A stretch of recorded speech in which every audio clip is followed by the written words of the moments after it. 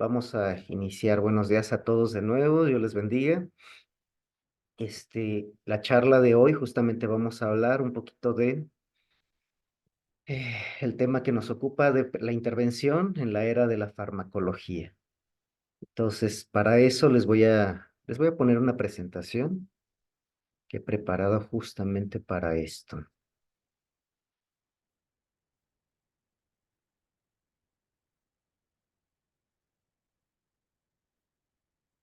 Listo, ya está por aquí la presentación.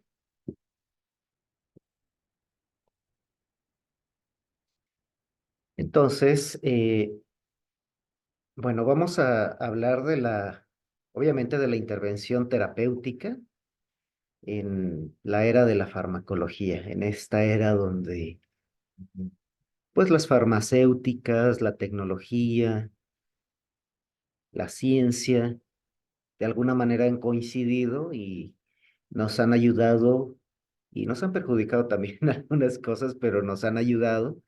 La intención inicial era poder ayudar en el tratamiento de las enfermedades.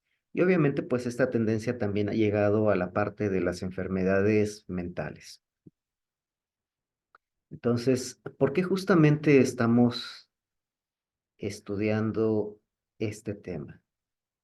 Bueno, vamos a hablar hoy un poquito de la parte de la psicofarmacología y obviamente que esa rama es de conocimiento más para el tratamiento de los trastornos psiquiátricos. Entonces, los psiquiatras, los médicos que además son psicólogos generalmente, o médicos que tienen un estudios postuniversitarios de psicología, que se especializan en la parte psiquiátrica, pues son los que están autorizados, por lo menos en México, y seguramente en otros países de Iberoamérica, Hispanoamérica, es así. Entonces, esta parte de la psicofarmacología pues es la que ellos manejan al dedillo, ¿no? Entonces, casi todos los trastornos psiquiátricos, pues se utiliza una medicación como una ayuda. Y entonces, pues obviamente, ¿de qué depende? Pues depende del estado clínico del paciente, que es ahí donde nosotros también intervenimos para la parte del diagnóstico. Y también impacta en la parte de las técnicas terapéuticas. Entonces, esta parte de la psicofarmacología confluye tanto la psicología como la psiquiatría. Los trastornos psiquiátricos no siempre eh, es la primera opción la medicación. A veces, dependiendo del estado clínico del paciente, pues se opta también por tener algunas técnicas terapéuticas que pueden ayudar y se llevan en paralelo. O se llevan solo las técnicas terapéuticas y si se requiere, ya se apoya con la parte de la psicofarmacología. Entonces, justamente es importante nosotros conocer eso porque aunque nosotros no vamos a medicar a ninguna persona, es importante saber qué tipo de medicamentos se administran, qué tipo de fármacos se recetan y por lo menos que lo tengamos ahí como cultura general y que ubiquemos a nosotros como terapeutas, como gente que está acompañando este proceso de las personas. ¿Cómo nos afecta? Porque obviamente si afecta el estado clínico del paciente, eso también va a afectar la manera en la que vamos a llevar las técnicas terapéuticas. Entonces, de alguna manera eso nos impacta a todos. Entonces, es importante, no porque nosotros vayamos a recetar, sino porque el paciente es al que vamos a estar ahí acompañando. Entonces, yo aquí les quise poner esta parte de cuáles son los principios de la farmacoterapia. Ahí viene la bibliografía. Si quieren, para que no vayan a estar anotando tanto, yo estas presentaciones se las paso, sin ningún problema, ¿eh? Anoten lo que tengan que anotar ahí en sus notas, pero lo que están viendo aquí en la pantalla se los puedo pasar sin ningún problema, así tal cual está. Entonces, que es finalmente de lo que vamos a estar, hablando. Entonces, ¿cuáles son los principios en los que se guía la farmacoterapia? o la psicofarmacología, como le quieran llamar. ¿En qué se basa el psiquiatra para medicar a una persona? Obviamente, en primer lugar está una valoración diagnóstica. Esa valoración diagnóstica está sujeta a revisiones. Entonces, como va a intervenir un medicamento, siempre, siempre, siempre está sujeta a revisiones por parte de los pares. Entonces, un psiquiatra puede decir, de acuerdo a mi criterio, es necesario esta medicación. Entonces, ya sea el paciente o el especialista, pueden enviar o derivar a una persona para que tengan una segunda o una tercera opinión y entonces puedan estar ahí coincidiendo con esa parte de la valoración diagnóstica. Siempre que ustedes puedan atender a un paciente, que puedan acompañar a un paciente, incluso un familiar, es importante esto, saber que en la valoración diagnóstica el psiquiatra en turno no tiene la última palabra. Respetamos y valoramos muchísimo la formación que tiene, pero si hay alguna duda, como en cualquier disciplina, podemos acudir a una segunda, a una tercera opinión, hasta que nosotros estemos convencidos de que, bueno, es un diagnóstico adecuado. Lo mismo nosotros como terapeutas, cuando estamos acompañando a una persona, alguien podrá decir, bueno, está bien, también quiero pedir una segunda, una tercera opinión, y es exactamente lo mismo, ¿eh? También nosotros debemos saber que eso está bien. Entonces, ¿qué pasa cuando se hace una valoración diagnóstica y entonces se empieza a medicar? Hay ocasiones bueno, todos los medicamentos tienen sobre todo la parte psiquiátrica, tienen un periodo mínimo en el cual empiezan a actuar. Por lo regular, es alrededor de 2 o 3 semanas que se empiezan a tener los primeros resultados. Entonces, cuando la farmacoterapia es insuficiente, complementario a eso se necesita psicoeducación y psicoterapia. Entonces, siempre se tienen que llevar de la mano. Psicoeducación en la parte de que el paciente pueda saber, estos son mis síntomas, este es el diagnóstico que tengo, este es el camino que vamos a seguir, pero no siempre se necesita el medicamento que por sí solo, sino que cuando se le educa y se le dice, mira, el medicamento va a tardar 2 a 3 semanas para que empiece a actuar, y mientras en esas 2 o 3 semanas te tenemos que apoyar con la parte de psicoterapia. Entonces, para que puedan también aminorar algunos síntomas, para que puedas tener regulación emocional, para que puedas controlar algunos de los síntomas pues, del estrés, de la ansiedad, etcétera, etcétera. Entonces también hay que ver cuál es la fase de la enfermedad psiquiátrica. Dependiendo de en qué fase de la enfermedad esté la persona, entonces ahí se va a considerar la parte de la intervención y de la duración del tratamiento. También, cuál es la estrategia terapéutica. Y eso viene desde la valoración diagnóstica. Entonces, ¿cuál es la estrategia terapéutica del equipo de control? ¿Cuál es la estrategia terapéutica de ese especialista? Y ahí se tiene que considerar la relación riesgo-beneficio. Si a lo mejor en la fase de la enfermedad es una fase inicial, quizás se puede cargar más la parte hacia la psicoterapia y un poquito menos con la parte de los fármacos, porque ya tener un tratamiento a largo plazo con fármacos, podemos empezar a afectar ciertas regiones del cerebro, ciertas funciones, ciertos órganos, que ya sabemos que aunque no sea medicamento psiquiátrico, toda sustancia química siempre va a impactar el hígado porque lo va a procesar, va a impactar en los riñones y más órganos, pero cualquier medicamento siempre lo tenemos que estar monitoreando, tanto el hígado como los riñones, más otros. Entonces ahí se tiene que considerar la parte de riesgo-beneficio. ¿Y cuál va a ser el medicamento de primera elección?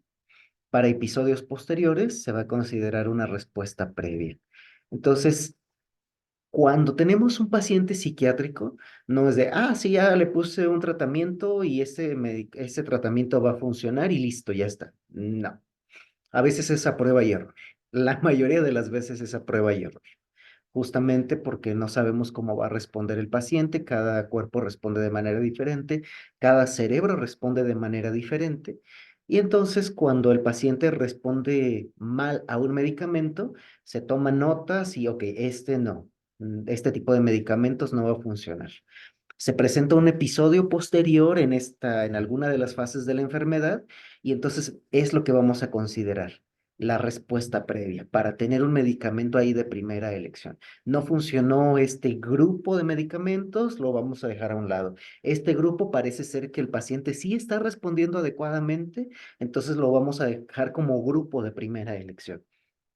Más adelantito vamos a estar viendo todos estos grupos de fármacos.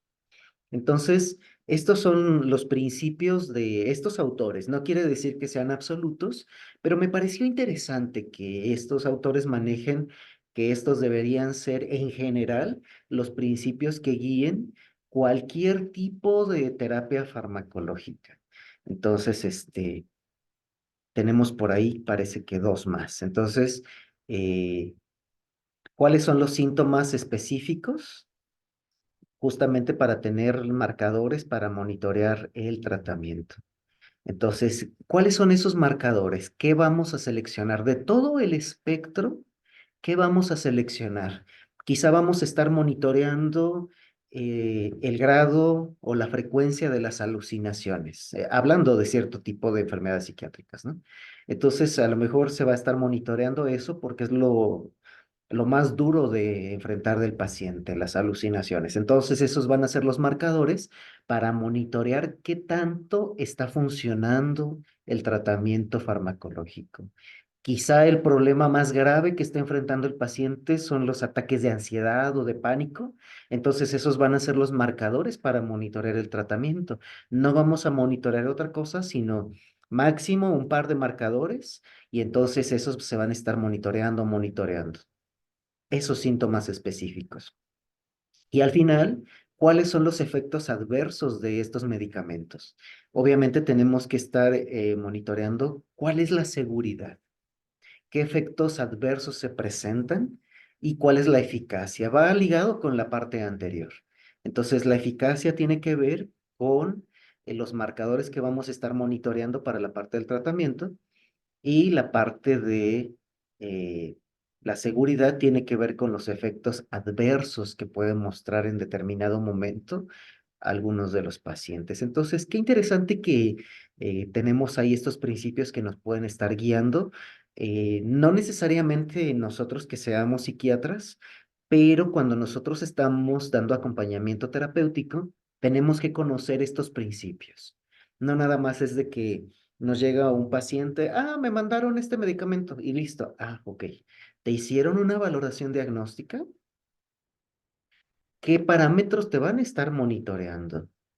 ¿Cómo van a afectar esos medicamentos al tratamiento terapéutico que estamos llevando? ¿En qué fase de la enfermedad te encuentras? ¿Qué precauciones debemos tomar? ¿Cuál es el riesgo-beneficio de utilizar este tipo de medicamentos? Si no funcionan, ¿cuál es la siguiente elección? Eh, ¿Y qué tan seguros son? ¿Qué tan eficaces son? Aquí es donde ya venimos con esta parte de los grupos farmacológicos. ¿Cuáles son eh, los grupos en general que se utilizan para medicar a un paciente psiquiátrico? Aquí están clasificados en 7 grandes grupos. Entonces, se utilizan en general los antidepresivos. Algunos de los grupos farmacológicos ya llevan, como decimos, en el nombre llevan la penitencia. Entonces están los antidepresivos, son medicamentos para evitar la depresión.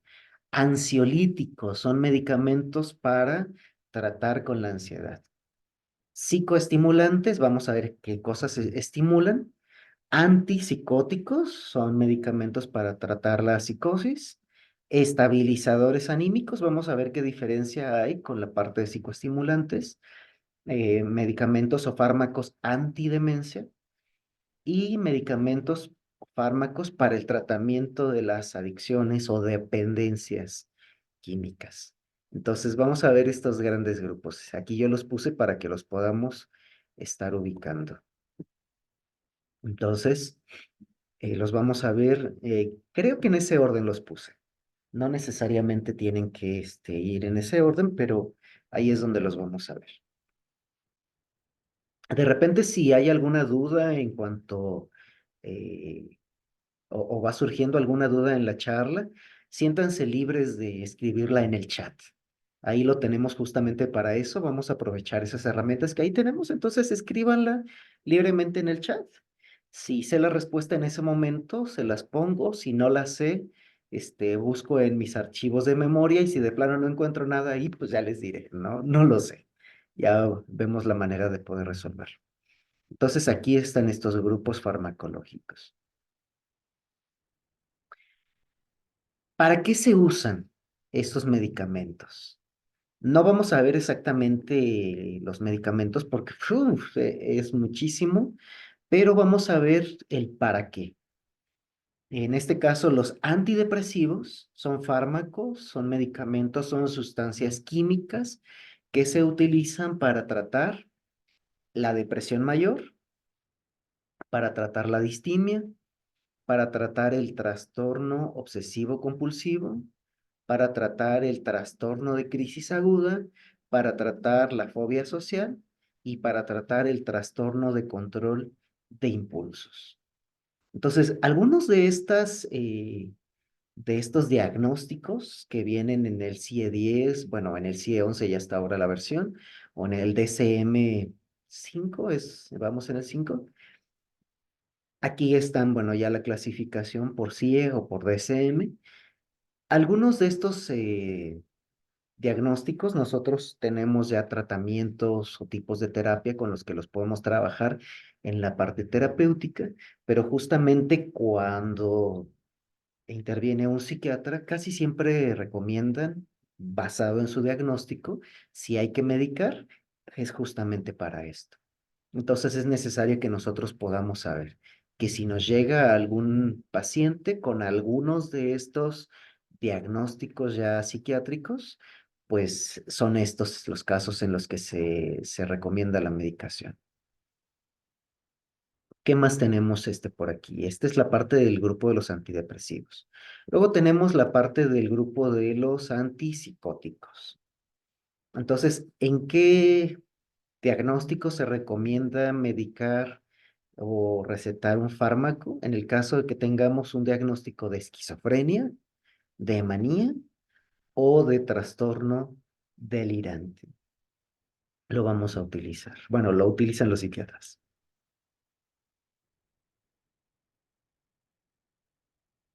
En el caso de ansiolíticos, los psiquiatras lo recetan cuando tenemos un trastorno de ansiedad generalizada. En el caso de los hipnóticos, lo van a utilizar para cuando tenemos un diagnóstico de insomnio. Más adelante vamos a ver cuáles son los principios que subyacen a estas sustancias químicas y por qué se recomiendan precisamente para estos diagnósticos. Entonces vamos a ir despegando con eso, ¿no? El caso de los estabilizadores de ánimo se utilizan en el caso de un trastorno bipolar, un diagnóstico de trastorno bipolar. El caso de los psicoestimulantes se utilizan para trastornos de hiperactividad en la infancia o para casos de narcolepsia. Ahí nos vamos a dar cuenta. Aquí hay personas que tuvieron un diagnóstico de hiperactividad en la infancia o trastorno por déficit de atención e hiperactividad, TDA o TDAH. Y entonces hay personas que, aunque lo trataron en esa parte en la infancia, quedan con algunas, más que secuelas, yo diría con algunas habilidades, con algunos rasgos, con algunos rastros que se tienen que trabajar o que no se trabajaron adecuadamente. Y justamente para eso utilizan la parte de los psicoestimulantes en el caso de personas adultas que tuvieron trastorno de hiperactividad en la infancia. Por eso es que lo aclaran ahí, y casos de narcolepsia. Los fármacos antidemencia los utilizan cuando hay un diagnóstico de demencia senil tipo Alzheimer. y utilizamos fármacos para el tratamiento de la dependencia o el tratamiento de las adicciones cuando tenemos un diagnóstico de síndrome de dependencia alcohólica o síndrome de dependencia a opiáceos. Entonces ahí tenemos esos grandes grupos. Ya ven que estábamos viendo ahí estos grupos que veíamos al principio, ya los vimos. ¿En qué diagnóstico se utiliza? Ya los tenemos ahí. Después, ¿qué vamos a ver? Ya que vimos en qué diagnóstico se utiliza. Bueno, vamos a ver aquí, aquí nos vamos a detener un poquito más, porque nos interesa saber. Yo les puse estos cuadros informativos, entonces básicamente vamos a ver qué hacen o por qué se utilizan, cuáles son las recomendaciones hacia los pacientes, qué efectos secundarios producen, y sobre todo a nosotros como terapeutas, cómo es que nos relacionamos con este tipo de medicamentos. Entonces, vamos a empezar con los medicamentos o con los fármacos antidepresivos. Entonces, de repente me voy a regresar un poquito para que veamos la información ahí, complementaria. Entonces, vamos a ver los antidepresivos.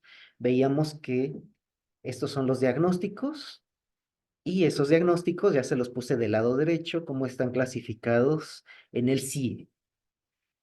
Un autor que consulté, bueno, ahí ofrecía la clasificación del CIE. Creo yo que aquí haría falta complementar con cuál es el diagnóstico del DSM, que es el que más utilizamos. Pero bueno, ahí ya lo tenemos como referencia, la clasificación F30 del CIE-10. Entonces, ¿qué hacen los antidepresivos? Como su nombre lo dice, se utilizan para tratar la depresión. Entonces, estos fármacos, estas sustancias químicas, estimulan, producen cierto grado de euforia, incrementan o recaptan los neurotransmisores. Como, ¿qué tipo de neurotransmisores? La noradrenalina o también es llamada norepinefrina, la dopamina, la serotonina. Entonces, ya sea que la incrementen o que la recapten. Entonces, para que nosotros podamos ubicar cuando una persona obviamente pues, está deprimida, su ánimo está este, por los suelos, no tiene muchas ganas de hacer ciertas cosas, etcétera, etcétera. Entonces, la dopamina generalmente si nosotros pudiéramos como revisarla, los niveles están muy bajitos. ¿Y qué hacen estos fármacos? Los fármacos incrementan o estimulan la cantidad de dopamina disponible en la periferia de las sinapsis neuronales. Entonces está más biodisponible. Y entonces al estar más biodisponible, pues, ¿qué hace la dopamina en este caso? La dopamina es una sustancia química que nos impulsa. Entonces, cuando tenemos más impulso, pues obviamente tenemos más ánimo de hacer ciertas cosas. Y eso es lo que hace a nivel cerebral. Este tipo de medicamentos estimulan o ya traen la manera de estimular artificialmente, por supuesto, la cantidad de neurotransmisores que están disponibles a nivel presináptico, a nivel sináptico, a nivel cerebral en general. Entonces, no actúan de inmediato, porque tratar con este tipo de medicamentos es de alguna manera un poquito riesgoso, pero lo que están haciendo es que promueven que haya más neurotransmisores ahí que estimulan cierto estado de ánimo en los pacientes. Entonces, de estos neurotransmisores principalmente, norepinefrina, dopamina, serotonina. Y empiezan a actuar alrededor de las 2 semanas. Entonces ya podríamos estudiar específicamente qué es la norepinefrina, qué es la dopamina, qué es la serotonina. Básicamente, pues lo que podemos decir es que la dopamina hace la labor de los impulsos. Entonces, la serotonina pues, el conjunto de los neurotransmisores o aumenta nuestro ánimo y el impulso que tenemos o lo disminuyen, dependiendo de cuál sea el efecto que queremos lograr. Pero en este caso, se aumentan y evitan la recaptación o recaptan estos neurotransmisores. A veces lo que hacen estos medicamentos es que si tenemos aquí dos neuronas y se transmite de una neurona a otra el, eh, el neurotransmisor, a veces se bloquea para que no sea absorbido ese neurotransmisor.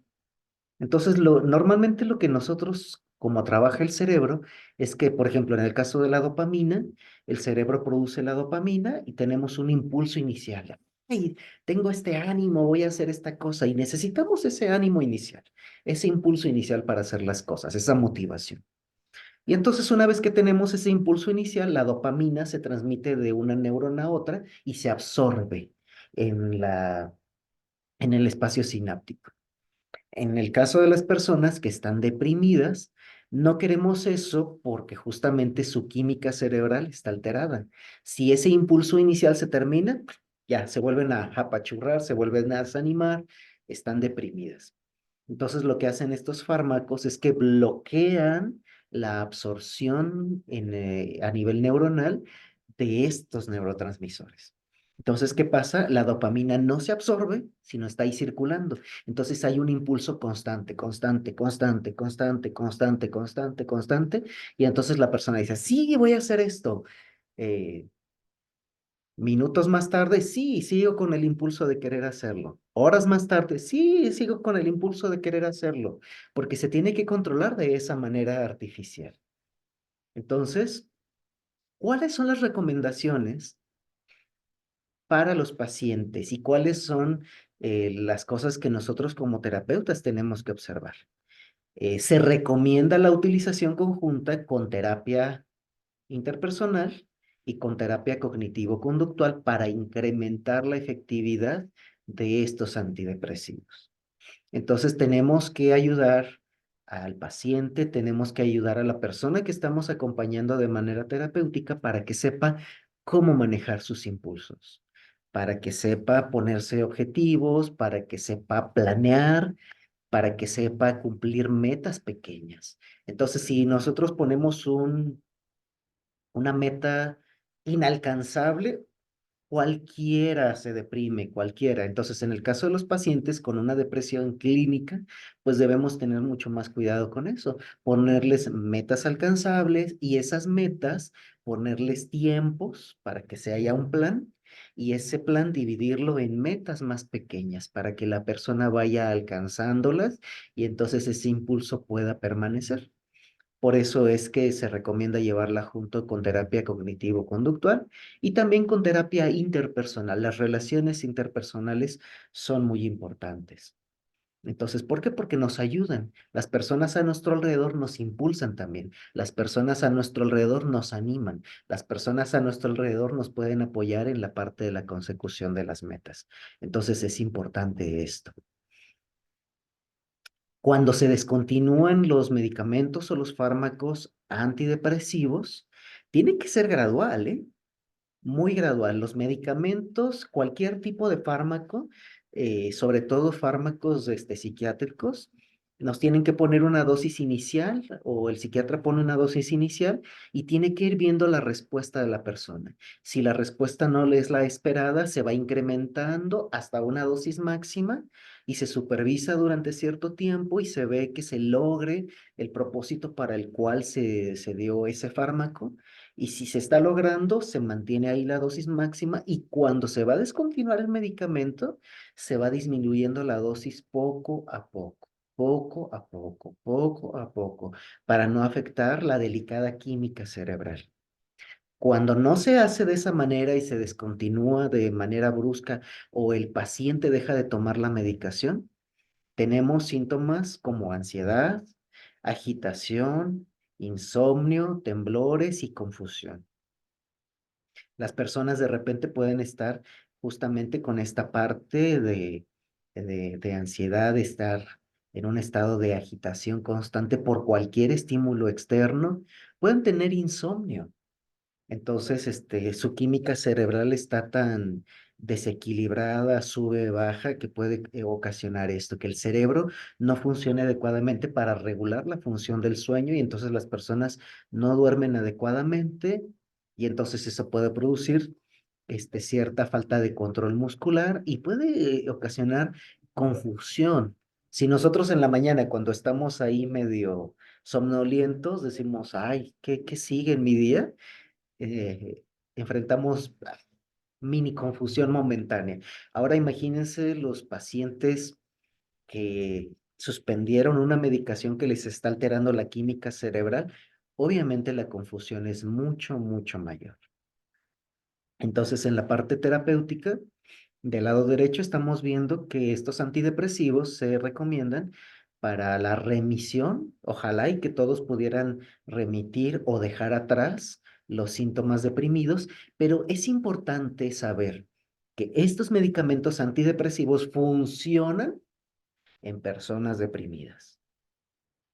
A lo mejor es como, ay, pues es lógico, sí es lógico, pero necesitamos entenderlo porque si conocemos que los medicamentos antidepresivos estimulan la producción de neurotransmisores, estimulan la no recaptación de esos neurotransmisores para producir un estado de euforia, cualquiera podría decir, entonces voy a aumentar mi euforia, voy a aumentar la estimulación cerebral. No va a funcionar en personas que no están deprimidas de manera clínica, ¿eh? Se han probado con personas normales, que no tienen ese tipo de síntomas y no produce una euforia, no produce la gran diferencia. Pero donde sí produce la gran diferencia es en pacientes que están deprimidas de manera clínica, que tienen un diagnóstico ya sea de episodio depresivo o trastorno depresivo recurrente o un trastorno bipolar o trastornos del humor persistente. Vamos a ver el siguiente grupo de fármacos, la parte de vamos a agrupar los ansiolíticos y los hipnóticos aquí en un solo grupo. ¿Qué, qué tipo de medicamentos o cuál es el principio que subyace a estos fármacos, a estas sustancias químicas? Pues estos medicamentos, estos fármacos producen un estado de sedación. Por lo tanto, disminuye la ansiedad. ¿Qué sucede? Vamos a ubicar qué sucede cuando una persona está ansiosa. Pues está ansiosa de manera consciente. Cuando está dormida, pues no está ansiosa. ¿Por qué? Porque está dormida. Y ese es el principio que subyace a este tipo de medicamentos. Inducen la sedación, inducen un estado de sopor. Y por eso es que pueden disminuir la ansiedad. Y por eso es que reducen el insomnio, porque tienen un efecto somnífero. Causan sueño, pues. Causan sueño y tienen un efecto sedante, un efecto donde disminuye el dolor. Entonces producen sedación, disminuyen la ansiedad, reducen el insomnio, tienen un efecto relajante muscular. Entonces, estos medicamentos actúan en los receptores de la amígdala y reducen la excitación. ¿Por qué es importante que nosotros sepamos eso? Porque la amígdala es la alarma del cerebro. Cada vez que tú y yo enfrentamos un peligro, cada vez que tú y yo nos estresamos, cada vez que tú y yo enfrentamos dolor emocional, cada vez que tú y yo enfrentamos una situación cualquiera que sea que nos sobrepasa, la amígdala se enciende. Buah, buah, buah, se enciende la alarma del cerebro.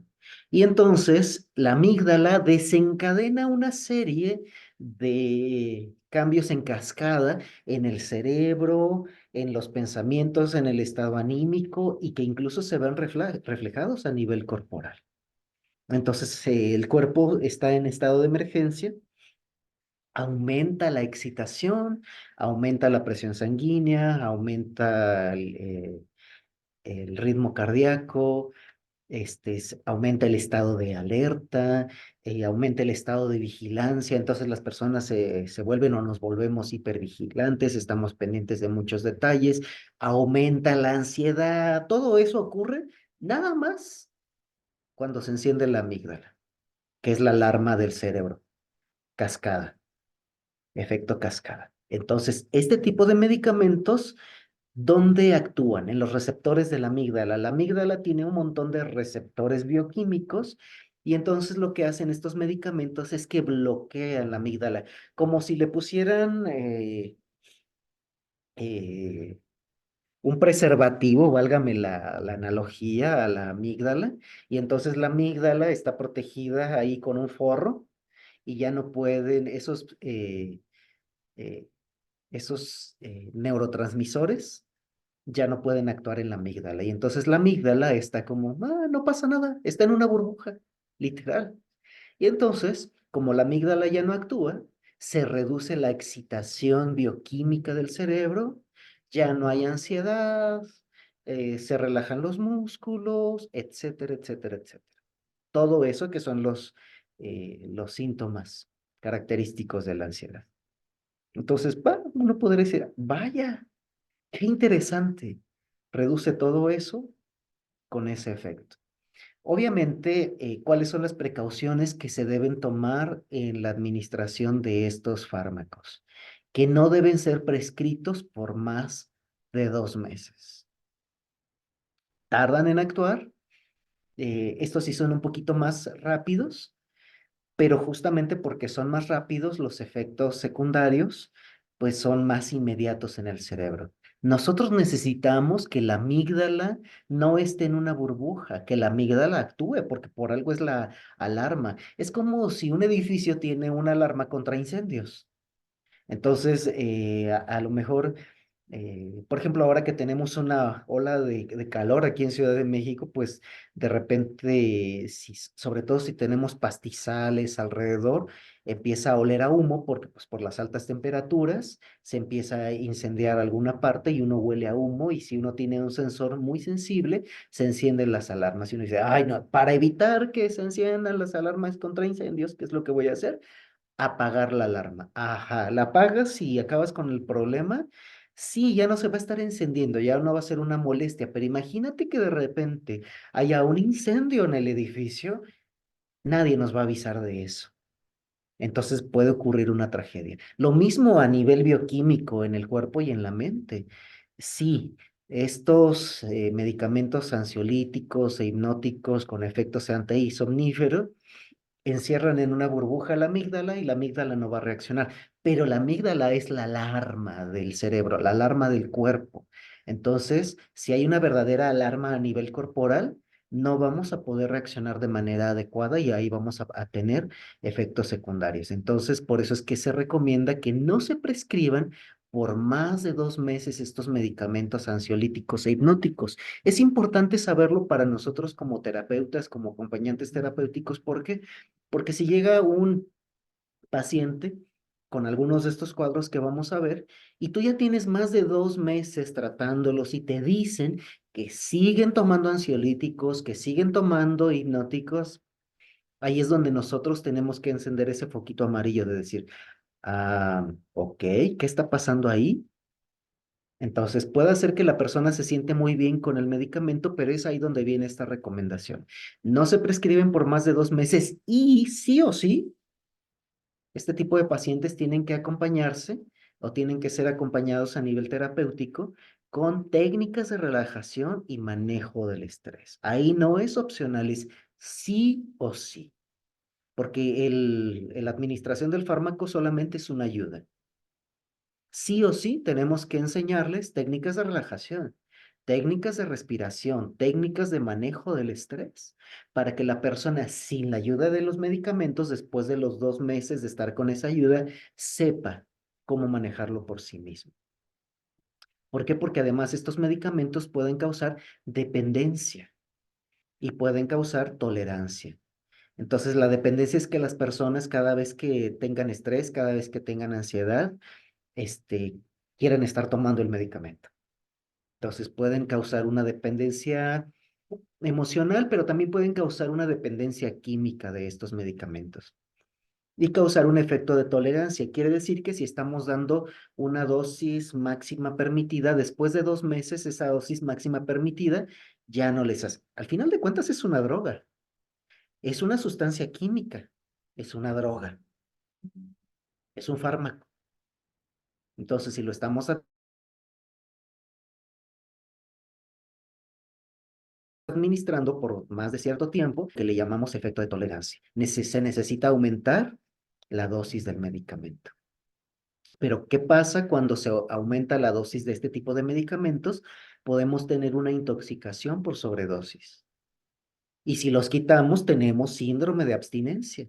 Y justamente porque estamos trabajando sobre la amígdala coordina el hipocampo, la amígdala coordina la hipófisis, pero sobre todo el hipocampo es una región cerebral que maneja la parte de la información y los recuerdos.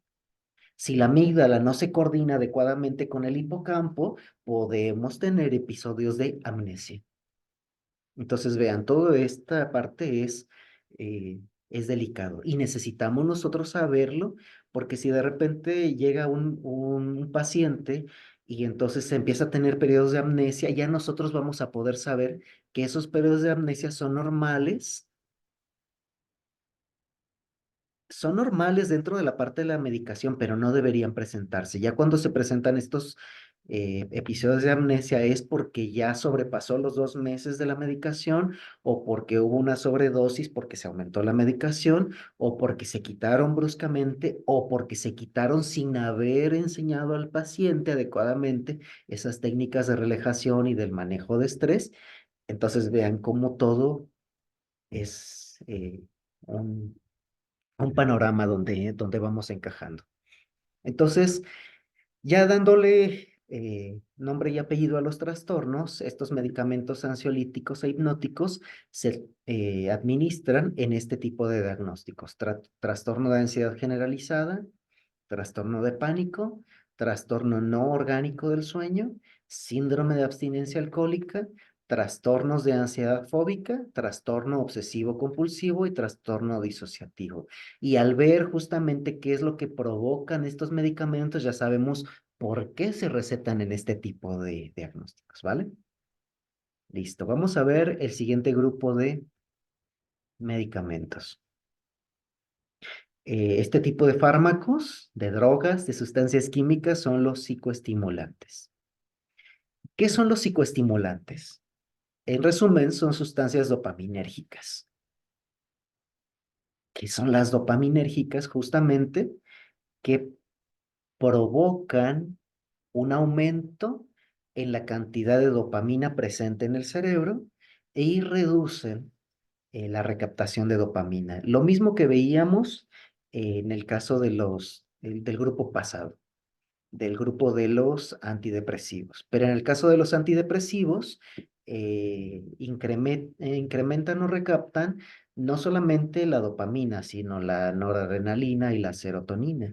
En este caso, la parte de los psicoestimulantes es únicamente la parte de la dopamina, la parte del impulso.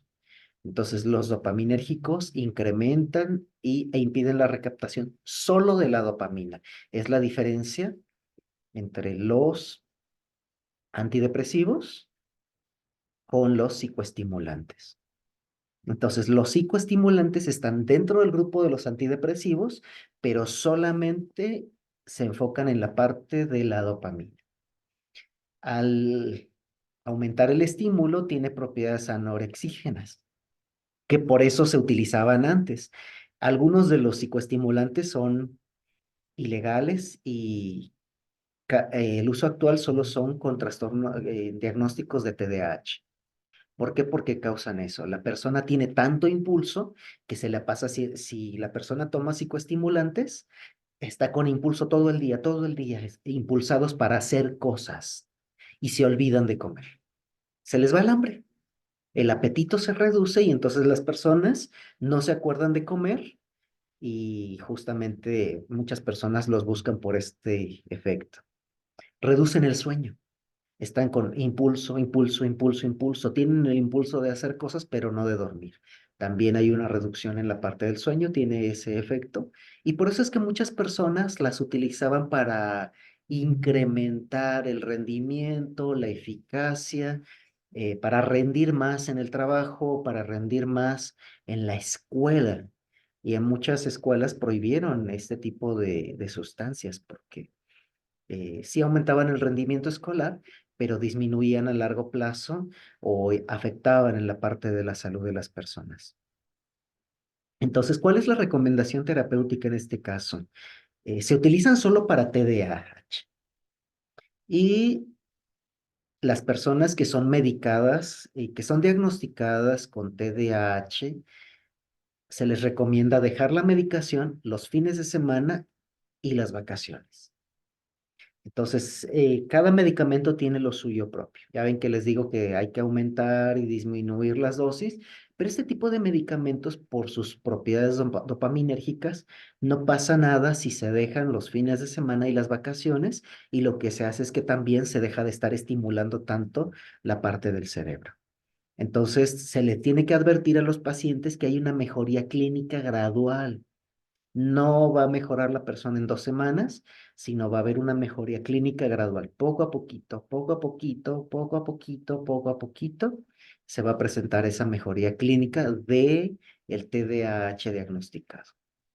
¿Cuáles son los efectos secundarios de la administración de este tipo de medicamentos? Nerviosismo, porque justamente hay impulso, impulso, impulso, impulso, impulso, y entonces el cuerpo y el cerebro se acostumbran a impulso, impulso, impulso, impulso, impulso, y el nerviosismo es eso. Cualquier impulso me estimula. Cualquier impulso hace que yo esté hipervigilante y entonces se da esta parte del nerviosismo. Insomnio, justamente impulso, impulso, impulso, impulso, hace que disminuya la cantidad de horas dedicadas al sueño y a largo plazo producen insomnio. Irritabilidad, si no dormimos, estamos irritables. Si estamos hipervigilantes, estamos irritables. Se presentan también periodos de psicosis o de tics nerviosos. Entonces, estos medicamentos se recomiendan específicamente para trastornos hipercinéticos con alteración de la actividad y atención, que es lo mismo que TDAH, y para diagnósticos de narcolepsia, personas que tienen ahí problemas eh, de periodos de sueño muy cortitos, ¿no? Siguiente grupo, nos faltan tres, entonces tenemos aquí el grupo de los antipsicóticos. Estos antipsicóticos, ¿qué son los antipsicóticos? Se utilizan para el tratamiento de las psicosis. Entonces, son medicamentos ansiolíticos, es decir, ayudan a disminuir la ansiedad de manera artificial. Son medicamentos que son tranquilizantes mayores. Son medicamentos que reducen las alucinaciones y los delirios, justamente caracterizadas de los periodos psicóticos de ciertas enfermedades mentales, ¿no? O de psicosis en general. ¿Cuál es el efecto que subyace o que se busca en este tipo de medicamentos? Son medicamentos que bloquean los receptores dopaminérgicos. ¿Se acuerdan que en el grupo anterior veíamos que en los psicoestimulantes se busca que a nivel cerebral haya más dopamina y que no se recapte, que no sea absorbida, sino que la dopamina esté permanente ahí para que haya impulso, impulso, impulso, impulso? Pues en el caso de las personas que son propensas a tener crisis psicóticas, no buscamos esto, porque el impulso desencadena alucinaciones, el impulso desencadena delirios en las personas con crisis psicóticas. Y entonces, en este caso, buscamos reducirlo, más que promoverlo, reducirlo. Estamos buscando el efecto contrario a eso. Entonces, estos medicamentos antipsicóticos logran eso, logran bloquear los receptores dopaminérgicos. Y entonces la dopamina ya no impulsa. Entonces la dopamina ya no provoca esas alucinaciones, ya no provoca esos delirios. Entonces, sí, momentáneamente hay como un impulso, pero justamente se bloquean esos receptores dopaminérgicos para que no se logre ese efecto. ¿Cuáles son las recomendaciones terapéuticas en el caso de estos grupos? Que se informe al paciente que el tratamiento debe seguirse por al menos 5 años o de manera indefinida si se quiere evitar cualquier recaída. Entonces, personas que han tenido crisis psicóticas, episodios psicóticos, para que la química de su cerebro se pueda ver regulada, 5 años por lo menos, se debe seguir el tratamiento. ¿Qué pasa cuando se quita de manera brusca? Si estamos hablando aquí de un periodo de 5 años, quiere decir que aquí la dosis de los antipsicóticos se va subiendo de manera súper, súper cuidadosa. Y cuando se logra una dosis de equilibrio, una dosis máxima, mantener y supervisar esa dosis por 5 años. Si se quita antes o de manera muy brusca, podemos tener pseudo parkinsonismo. Es decir, la gente puede experimentar falta de control muscular, puede experimentar somnolencia o puede, por otro lado, experimentar agitación o ansiedad. Entonces, ahí es donde nosotros tenemos que saber que esos efectos secundarios tienen estos medicamentos para nosotros tomar medidas justamente y saber cómo tratar a los pacientes. Obviamente se requiere también ahí terapia, acompañarlo con terapia para saber cómo ellos pueden manejar la ansiedad, cómo pueden manejar el nerviosismo. Casi siempre pues es cognitivo-conductual, técnicas de respiración y relajación, etcétera, etcétera. ¿Cuáles son ya en la parte técnica?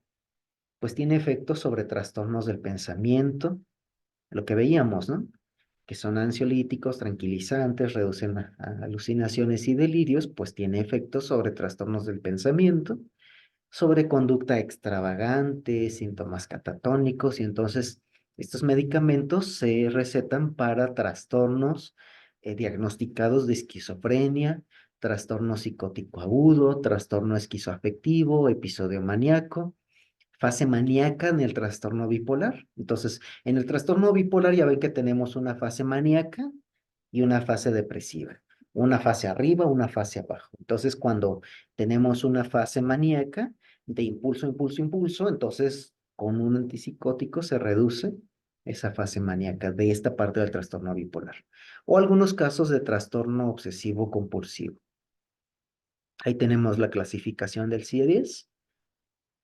Vamos con el siguiente grupo, que son estabilizadores anímicos. ¿Qué es lo que tenemos aquí? Los estabilizadores anímicos regulan los neurotransmisores. En los casos anteriores teníamos que inhiben, promueven, incrementan, o ya sea, o los aumento o los disminuyo, promuevo que se absorban más o bloqueo los receptores neuroquímicos, me voy al extremo superior o al extremo inferior. O promuevo que estén arriba o de plano los suprimo o que estén disponibles en el cerebro o que no se absorban, bloqueo los receptores. Pero en el caso de los estabilizadores anímicos, tenemos un regulador. Son reguladores de neurotransmisores. Entonces, tenemos ahí los neurotransmisores, tenemos inhibidores o tenemos excitadores. El inhibidor más común tenemos el ácido gamma-aminobutírico, que se llama GABA para los cuates, o excitadores, que son el aspartato y el glutamato. Entonces, tenemos esas sustancias químicas que cuando están presentes en nuestro cerebro o impulsan o inhiben. Entonces, ¿qué es lo que hacen los estabilizadores anímicos? Los regulan. No los promueven o los suprimen, sino los regulan, porque tenemos otro tipo de afección. Entonces, ¿qué es lo que se tiene que hacer en este caso? ¿Cuáles son las recomendaciones terapéuticas? Pues las recomendaciones es que los pacientes mantengan una regularidad en el tratamiento. ¿Qué sucede cuando no mantienen esa regularidad en el tratamiento? Pues hay una pérdida de concentración y hay una pérdida de memoria, o una disminución de líbido o somnolencia. Entonces tenemos que saber que si estamos acompañando en la parte terapéutica a un paciente, pues obviamente este paciente eh, va a tener o mucho ánimo y por eso va a perder la concentración, porque va a estar hipervigilante de los diferentes estímulos, pérdida de concentración, o pérdida de memoria, porque justamente están ahí, no está bien regulada la parte de inhibidores excitadores, por lo tanto la amígdala interviene, por lo tanto el hipocampo no está regulando bien la parte de los recuerdos, por eso hay una pérdida de memoria, la amnesia que mencionábamos, o hay una disminución del líbido. La libido no solamente es la parte sexual, es la parte del impulso. De repente, pues, o puede estar hipervigilante de muchos impulsos, o de repente puede estar todo apachurrado anímicamente, puede estar deprimido anímicamente, puede estar con el ánimo bajo, y entonces hay una disminución del líbido y una somnolencia. Entonces, o estoy arriba o estoy abajo porque no estoy manteniendo la regularidad en el tratamiento. Entonces, estos estabilizadores anímicos se utilizan para tratar manías y trastornos afectivos bipolares. Y aquí les puse la clasificación clínica del CIE-10. Episodio maníaco, fase maníaca en el trastorno bipolar o trastorno esquizoafectivo. Tenemos el grupo de los antidemencias. ¿Qué hacen estos fármacos? Pues estos fármacos inhiben la acetilcolinesterasa, es decir, potencian la acetilcolina en la sinapsis. Aquí veíamos, hay dos grandes receptores neurotransmisores en el cerebro que son de importancia clínica, el GABA y la acetilcolina. Son antagonistas. El ácido gamma-aminobutírico es un inhibidor y la acetilcolina es un impulsador. Entonces, ¿qué es lo que hacen los medicamentos antidemencia? Impulsan o promueven o potencian la acetilcolina en la sinapsis. Entonces, la acetilcolina impulsa, hace que haya más intercambio de información, hace que se construyan caminos neuronales. Cuando las personas llegan a cierta edad cronológica, pasando de cierta edad, esas conexiones neuronales se van perdiendo. ¿Qué repara o qué impulsa esas conexiones neuronales? La acetilcolina. Cuando empiezan a haber síntomas de demencia, disminuye la cantidad disponible de acetilcolina o aumenta la cantidad de ácido gamma-aminobutírico de GABA. Entonces, estos medicamentos antidemencia, ¿qué es lo que hacen? Promueven la acetilcolina. Y la acetilcolina actúa en el hipocampo. El hipocampo es el encargado de los recuerdos. Entonces, cuando no hay conexiones neuronales y cuando no se impulsan las conexiones neuroquímicas y cuando no hay adecuados recuerdos, esas tres cosas, hay demencia. Entonces, estos medicamentos van y promueven que la acetilcolina impulse las conexiones neuronales, impulse la velocidad de las conexiones sinápticas e impulse la recuperación de recuerdos en el hipocampo. Esas tres cosas promueven los medicamentos antidemencia. Entonces, ¿por qué? Porque obviamente a esa edad las personas que son propensas a este tipo de diagnóstico, a este tipo de afección cerebral, ya no lo están haciendo adecuadamente. Entonces, ¿cuál es la recomendación terapéutica? Que se administre a intervalos regulares. Estos medicamentos justamente tienen que ser administrados muy precisamente. El psiquiatra los da y les tiene que decir que las personas religiosamente se los tienen que tomar cada 8 horas, cada 8 horas, cada 8 horas, o cada 6 horas, o cada 12 horas.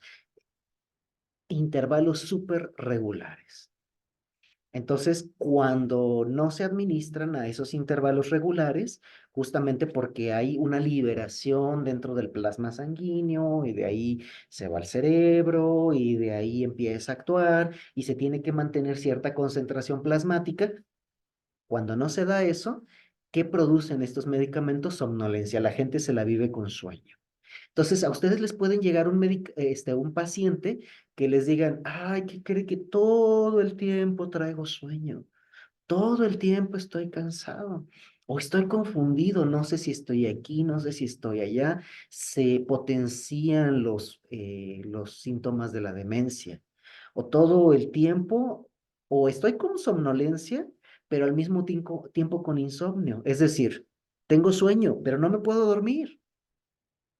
Y entonces estoy con confusión y además se dan mialgias, dolores musculares, justamente porque no hay esas conexiones a nivel sináptico. Y entonces no hay conexiones a nivel nervioso y los nervios viajan a través de los músculos y provocan estas mialgias.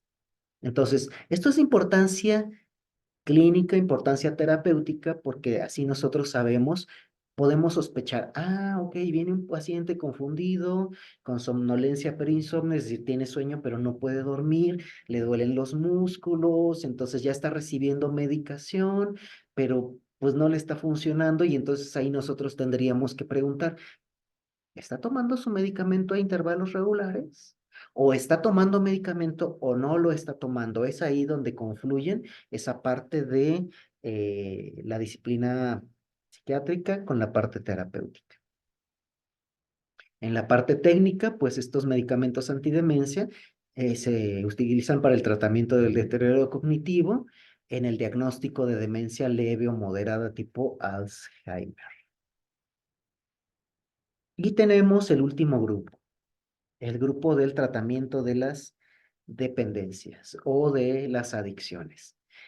Casi siempre, yo creo que ustedes han visto por ahí esos letreros, ¿no? Donde dicen tratamiento de adicciones con medicamento. Ese son este grupo de fármacos. Ahí los tenemos. Donde a uno le dicen tratamiento con psicólogo y con médico y con psiquiatra. Pues justamente tienen un equipo interdisciplinario que administra este tipo de fármacos. Fármacos que están en el grupo del tratamiento de las dependencias químicas.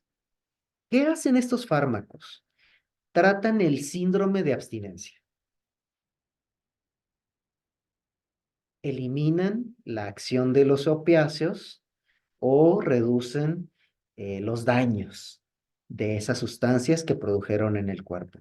Son agonistas de receptores presinápticos, es decir, aumentan la cantidad de neurotransmisores disponibles porque parte del síndrome de abstinencia, pues hay ansiedad, hay alteración de la libido, hay periodos de euforia, o sea, la química cerebral sube y baja, los impulsos suben y los impulsos bajan dependiendo de cómo esté ahí la química cerebral.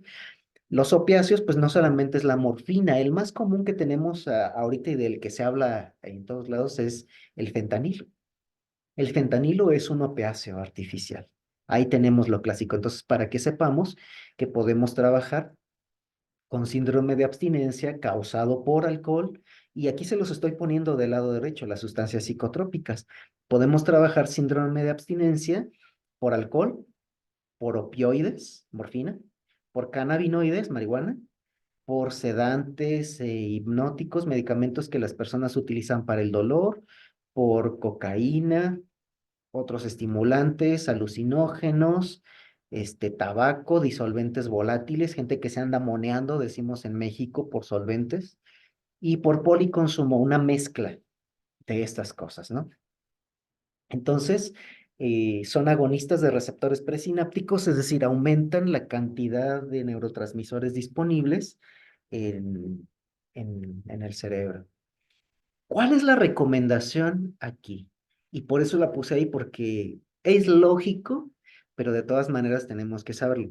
No tomar alcohol, por supuesto, o sus derivados, junto con estos medicamentos, porque están tratando el síndrome de abstinencia por alcohol, entonces no los podemos tomar con alcohol porque tendrían un efecto antagonista, un efecto contrario.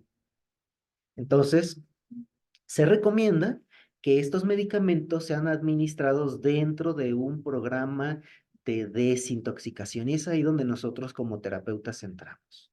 No solamente es el medicamento, porque estos medicamentos lo que hacen es que saturan el cerebro de neurotransmisores y la gente se siente así feliz. Ay, estoy feliz, no estoy consumiendo alcohol ni drogas y estoy tranquilo. Sí, la gente está tranquila porque lo que se está haciendo es que se está haciendo un brainwash, un lavado cerebral literal. Se está saturando el cerebro de neurotransmisores y poco a poco se va a ir disminuyendo la dosis para que el cerebro esté así como en un estado primero de sopor y después como que vaya despertando de, "Ah, ¿qué me pasó? ¿Qué pasó aquí?" Pero sin pasar por síndrome de abstinencia. Entonces, es básicamente lo que hacen este tipo de medicamentos. Entonces, si se está tomando el medicamento y además se le da alcohol, no, no funciona, no funciona. Entonces, se tiene que poner un programa de desintoxicación porque cuando pase el efecto de todos estos medicamentos, la gente va a estar sobria, pero va a regresar a lo que hizo en primer lugar, que se enganchara con alcohol y drogas. Manejo de la ira, regulación emocional, manejo de impulsos, relaciones interpersonales. Entonces, por eso es importante que la persona esté dentro de un programa de desintoxicación, pero que también esté tomando terapia para manejar los diferentes aspectos de su vida. ¿Cuáles son los efectos secundarios de tomar estos medicamentos con alcohol o de dejar el tratamiento antes de tiempo?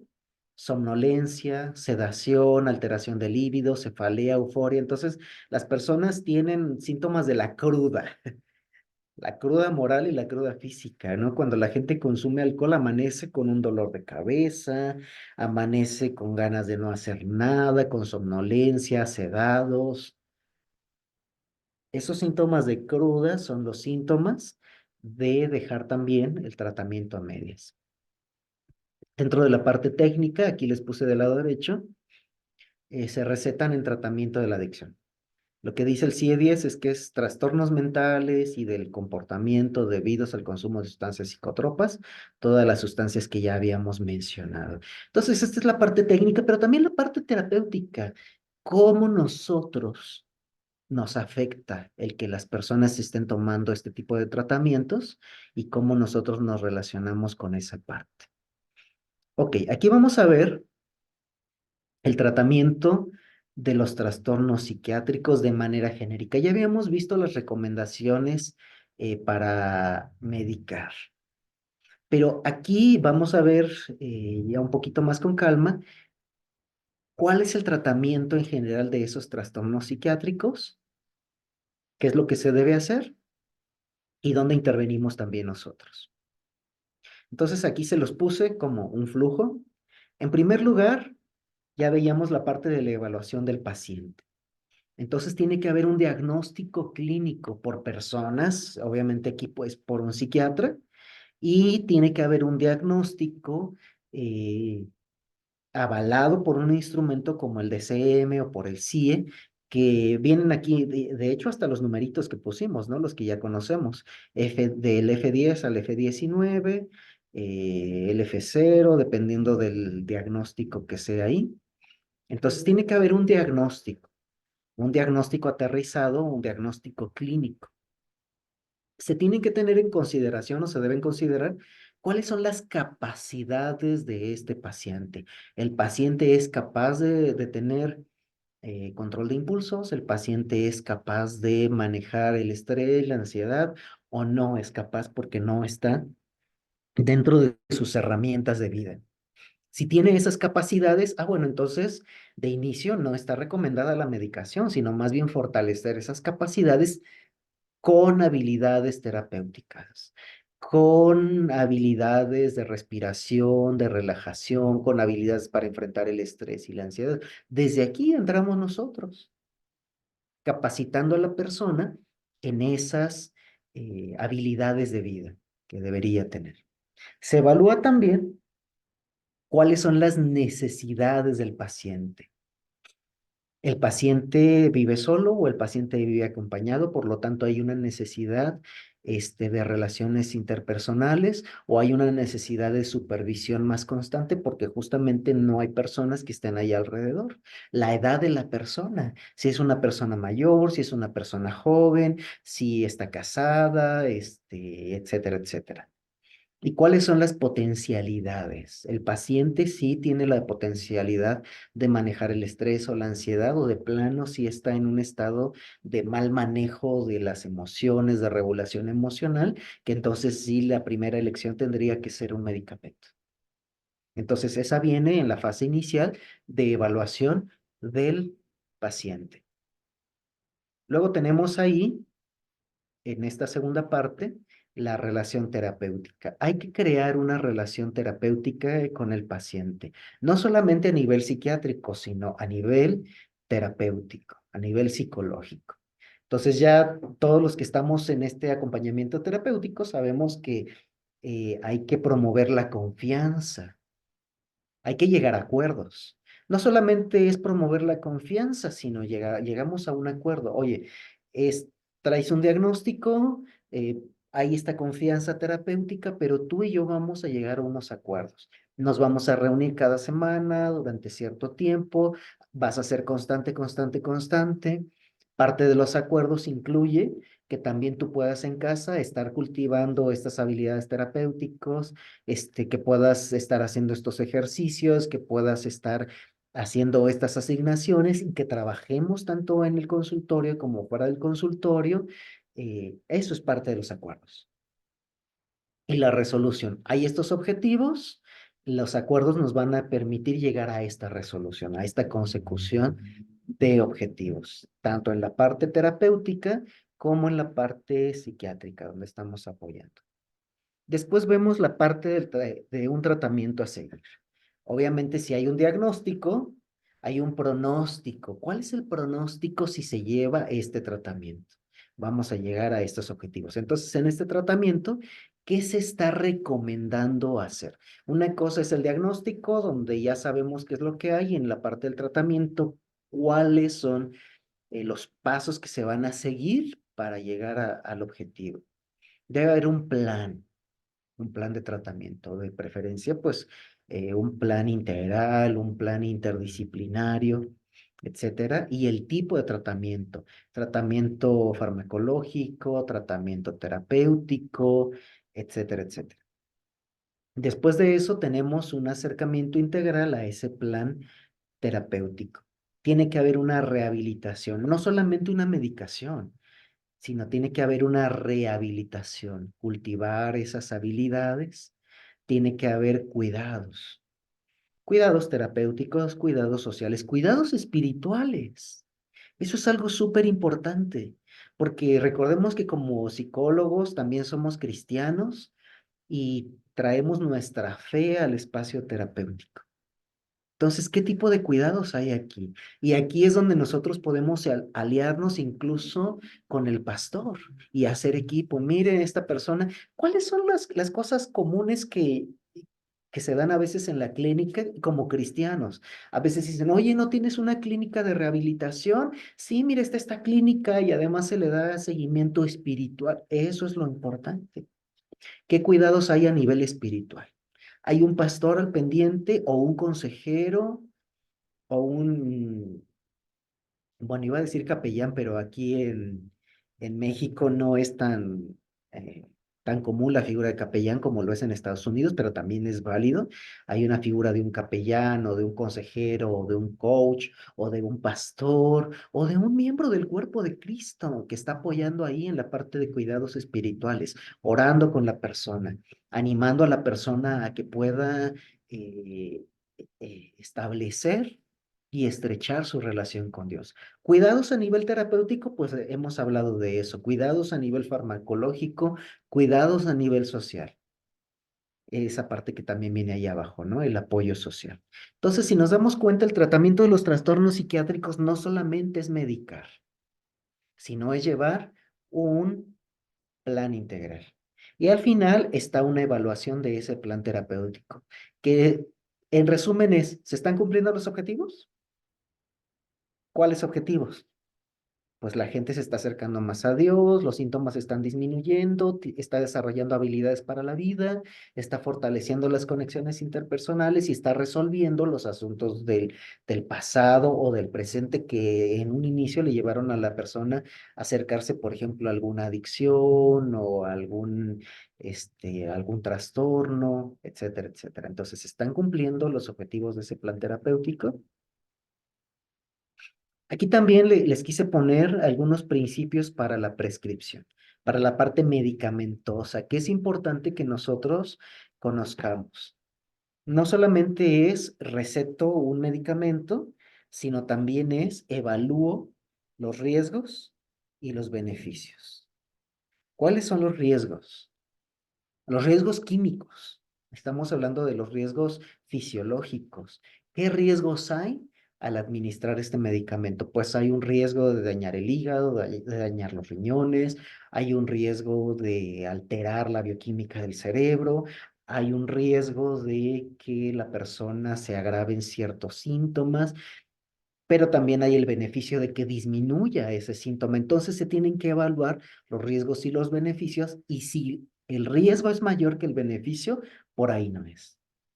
Si el riesgo es mayor, es menor que el beneficio, si el beneficio es mayor, entonces, bueno, por ahí podemos continuar. Se tienen que evaluar los síntomas del paciente. Se tiene que evitar la polifarmacia. Es muy común que la persona esté tomando un medicamento y no le está diciendo al psiquiatra que está tomando un medicamento para la diabetes o para la hipertensión o para las alergias o para disminuir el nivel de colesterol o una lipidemia. Entonces no se informa eso, y cuando se administra el medicamento psiquiátrico, ese puede tener interacciones medicamentosas que pueden disminuir la eficacia del medicamento. Entonces, ¿qué pasa en esos casos? La eficacia del medicamento disminuye por la presencia de otro. Pero como el psiquiatra no sabe eso, dice, ay, no, este medicamento no está siendo tan eficaz. Lo voy a reforzar con este otro. Es ahí donde se da la polifarmacia. Ya está tomando dos medicamentos, pero este segundo medicamento también está siendo afectado por la presencia de un tercero. Hay interacciones medicamentosas y entonces pueden recetar un tercer medicamento, y entonces tenemos ahí un desastre. Hay que entonces evitar la polifarmacia, haciendo que, informando adecuadamente que se están tomando otros medicamentos, pero también se puede evitar la polifarmacia trabajando desde el ámbito del acompañamiento terapéutico, con lo que ya hemos visto y mencionado varias veces. Técnicas de respiración, técnicas de relajación, técnicas para enfrentar la ansiedad, para enfrentar el estrés. Tan solo con eso se están implementando habilidades de vida que va a evitar el uso de medicamentos por más tiempo o el uso de varios medicamentos. Hay que establecer cuáles son las dosis mínimas efectivas, no nada más es de decir, ah, sí, tómate este medicamento. No, ¿cuál es la dosis que se tiene que recetar? Y eso ya lo saben los médicos muy bien. Para que sea efectiva, depende del peso, depende de la edad, depende de muchos factores, pero hay que establecer dosis mínimas efectivas. La instauración y la retirada siempre, siempre, siempre tiene que ser gradual y supervisada.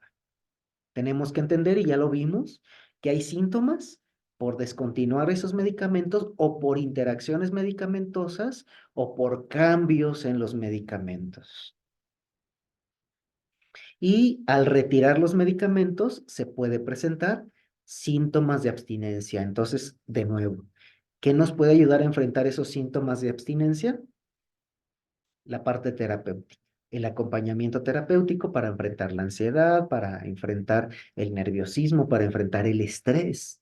Entonces ya desde ahí nosotros estamos preparando al paciente, eh, al consultante, para saber cómo enfrentar eso, pero lo vamos a ver que pues si es una sustancia química, hay que ir reduciendo gradualmente para que esos efectos secundarios sean los menores.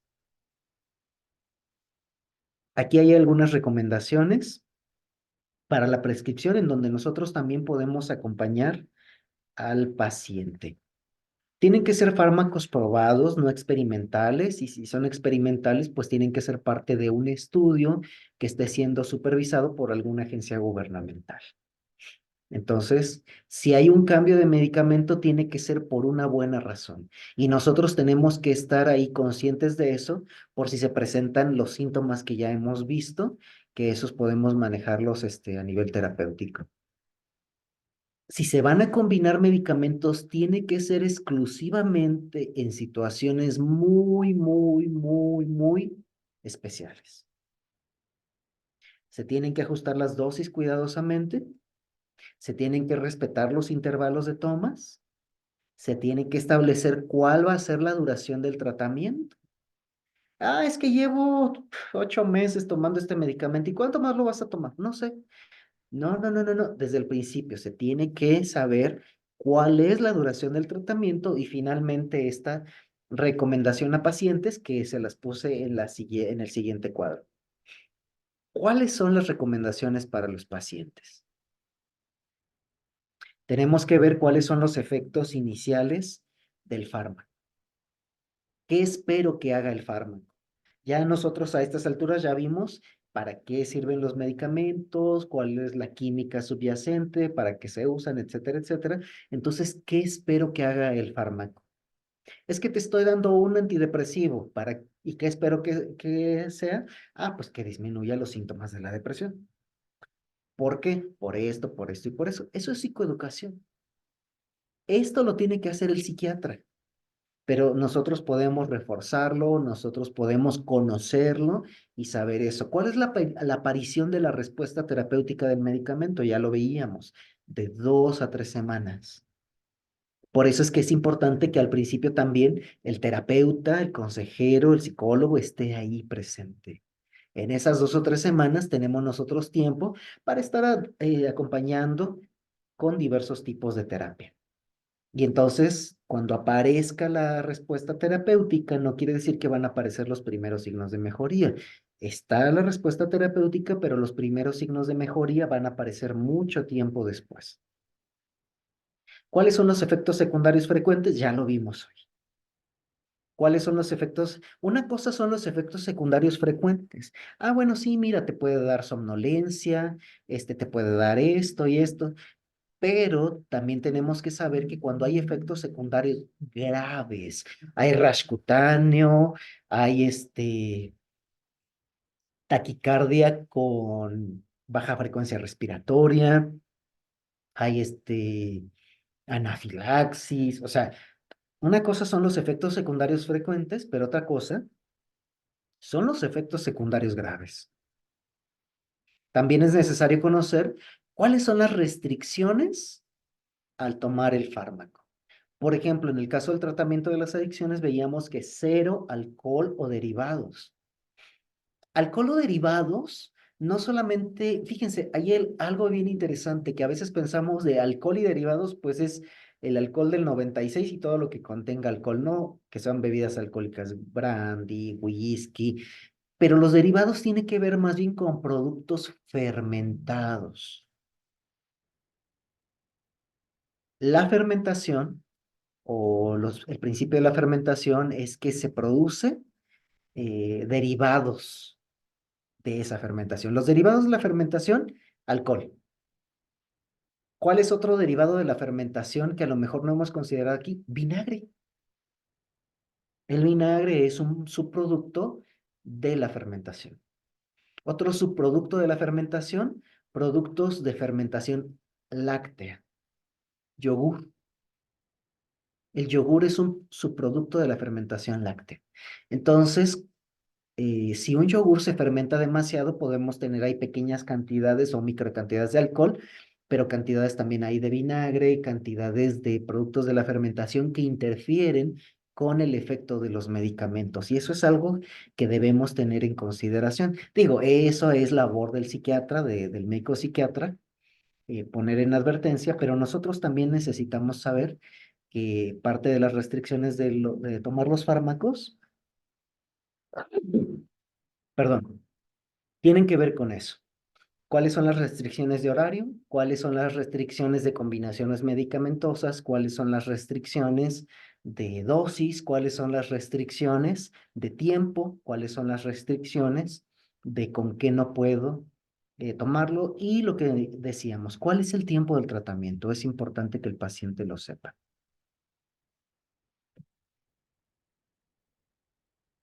Y charan, muchas gracias por su atención.